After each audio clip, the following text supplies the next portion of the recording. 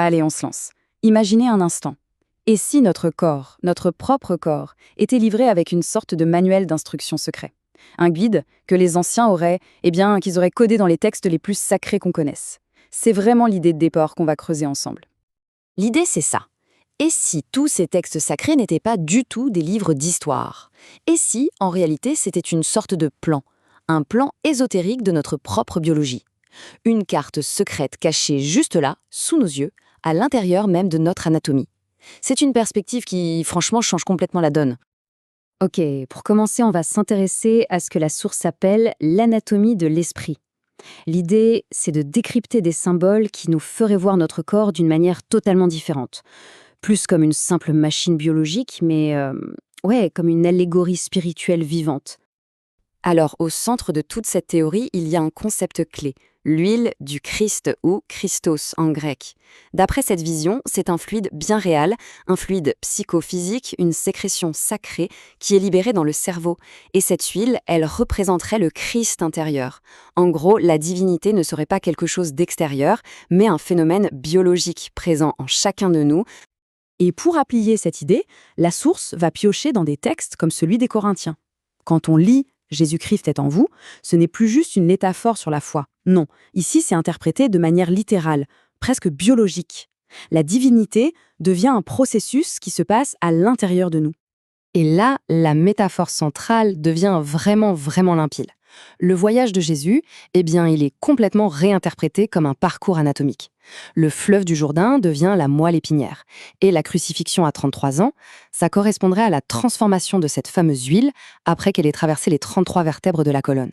C'est une réécriture radicale du récit biblique. Mais ça va encore plus loin. Le cerveau lui-même est décrit comme la terre promise où coule le lait et le miel. Et là, c'est fascinant. Les glandes pinéales et pituitaires sont associées à Joseph et Marie, et elles produiraient ce fameux lait et ce miel. Le thalamus vient compléter cette sainte trinité du cerveau. C'est carrément une cartographie sacrée de notre neurologie. Bon, maintenant qu'on a vu cette carte intérieure, voyons comment elle serait le reflet de l'univers tout entier. On touche ici au fameux principe hermétique. Ce qui est en haut est comme ce qui est en bas. Sauf qu'ici, ce n'est pas juste une idée philosophique, c'est appliqué de façon très littérale. Le corps devient un véritable microcosme. Regardez cette correspondance, elle est directe. Chaque chakra, donc chaque centre énergétique du corps, est directement lié à une planète et à un jour de la semaine. Le chakra couronne, c'est Saturne, et donc le samedi. Le chakra du cœur, c'est le soleil, le dimanche. Voyez le truc? D'après cette vision, le corps humain est une sorte de calendrier cosmique vivant, qui vibre au même rythme que le système solaire. Et c'est là que la cosmologie de cette théorie devient, disons, particulière. Elle postule que la Terre n'est pas du tout un globe qui tourne sur lui-même. Non, ce serait un plan plat, un monde clos, un système contenu. Et ce point est absolument crucial pour comprendre tout ce qui va suivre. Et pour justifier ce modèle de Terre plate, l'interprétation s'appuie sur des versets, comme celui-ci d'Isaïe.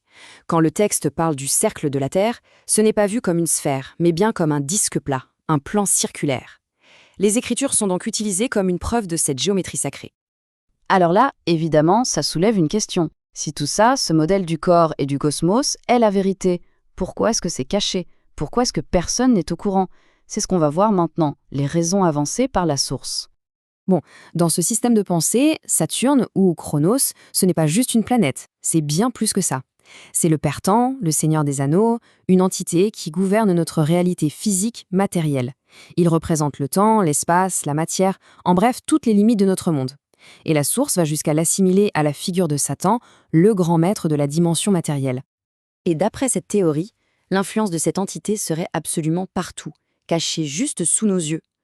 Le cube noir de la Mecque, par exemple, ou l'étoile de David. Même les logos de certaines grandes entreprises, la toge noire des juges, ou les tenues de remise de diplômes. Tous ces symboles seraient en fait des formes de culte déguisées à Saturne, qui ancrent son pouvoir dans notre culture de tous les jours. Un autre outil de contrôle, d'après la source, serait la musique.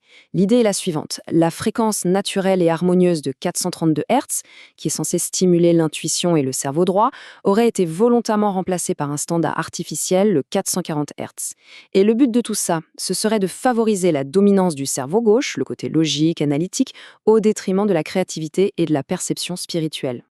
On arrive donc au point central de la conspiration. Le modèle héliocentrique, la Terre qui tourne autour du Soleil et les agences spatiales comme la NASA ne seraient que des outils de dissimulation. Leur but, cacher la véritable cosmologie, celle où l'humanité a une place centrale, une place divine, et à la place nous faire croire qu'on est juste une poussière insignifiante dans un univers infini né par hasard.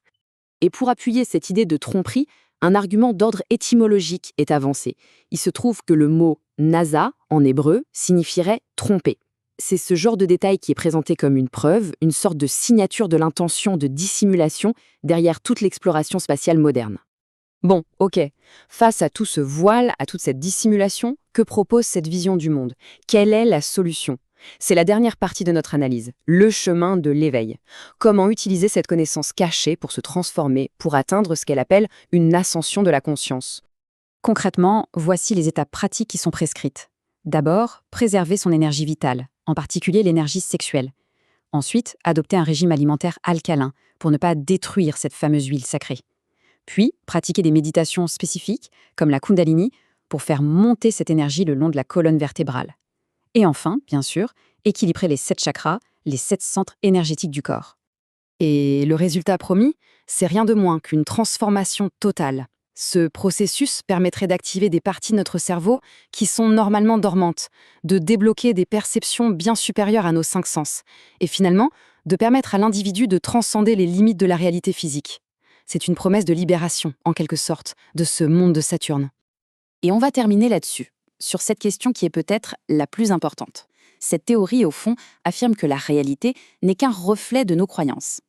Alors, si on met de côté un instant tout ce qu'on vient d'explorer, cette idée nous renvoie à nous-mêmes. Et elle nous pose une question fondamentale. Sur quoi repose notre propre réalité? Quelles sont les croyances qui la construisent, qui la soutiennent? C'est une question qui, je pense, mérite qu'on s'y attarde un peu.